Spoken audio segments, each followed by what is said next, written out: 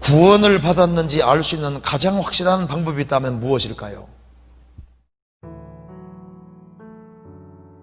정말 주의할 것이 있습니다. 자기가 거듭났다라는 걸 확증하기 위해서 거듭난 그 당시의 경험을 항상 되살리려고 할 필요는 없습니다. 여러분, 그때 기억을 되살려서 내가 구원받았다는 걸 아는 게 절대 아닙니다.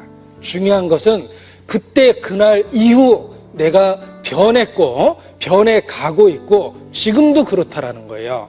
그래서 구원받은 걸 아는 겁니다.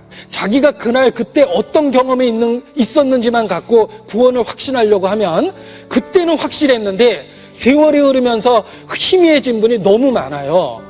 그리고 심지어는 배도하고 있는 분도 계십니다. 그런데 놀랍고 충격적인 건 구원의 확신이 있다고 이야기합니다.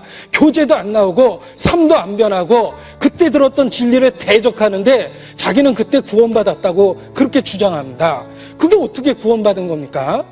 생명 현상이 없는데 어떻게 구원받았다고 그렇게 담대하게 얘기하는지 정말 그 미스테리합니다.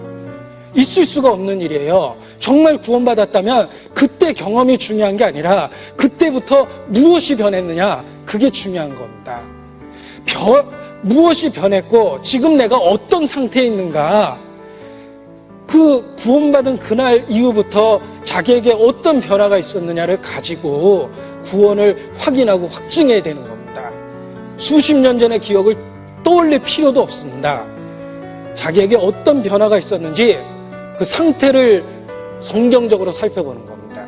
정말 구원받았다면 그런 확실한 경험 이후에, 아니 그때는 경험이 불분명했다 하더라도 틀림없이 변화된 상태가 있습니다. 생명 현상이라는 게 있거든요.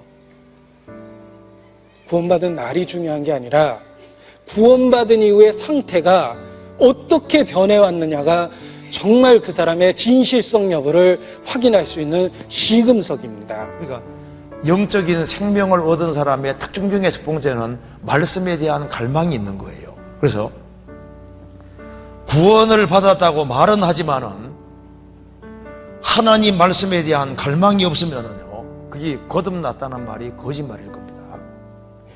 갓 태어난 애기는 젖을 사모하는 것처럼 거듭난 하나님 자녀는 하나님 말씀에 대한 갈망이 있는데, 육신은 음식을 먹고 사는 것처럼 영적으로 거듭난 사람은 말씀에 대한 갈망이 틀림없이 있도록 되어 있고, 그 하나님 말씀에 대한 갈망이 없다는 것 자체가 뭐예요?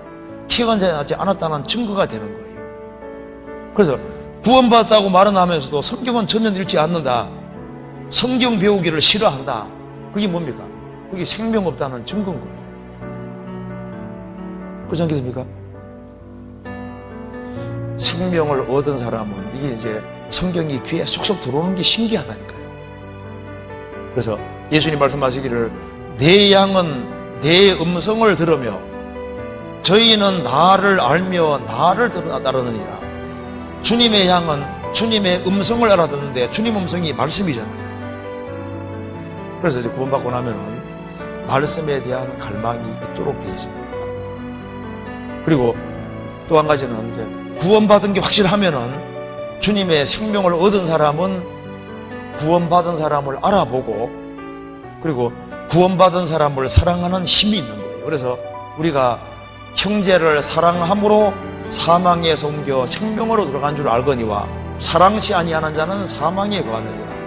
우리가 형제를 사랑함으로 사망의 생명으로 구원받은 줄 확실히 알 것이 난다. 그런데 보세요, 구원받았다고 말은 하는데 구원 안 받은 친구들하고 더 친해. 동네가 저쪽 동네 사람입니다. 구원을 받은 사람은 구원 안 받은 사람하고 물과 기름처럼 안 섞입니다. 절대 하나가 될 수 없어요. 그 하나가 된다면은 그게 생명이 있다는 말이 거짓말이 되는 겁니다. 성경 말씀에서는 우리가 형제를 사랑함으로 사망에서 옮겨 생명으로 들어간 줄 알거니와 사랑치 아니한 자는, 형제 자매를 사랑치 아니하는 자는 사망에 거하느니라. 그게 구원 안 받은 증거다 그 말입니다.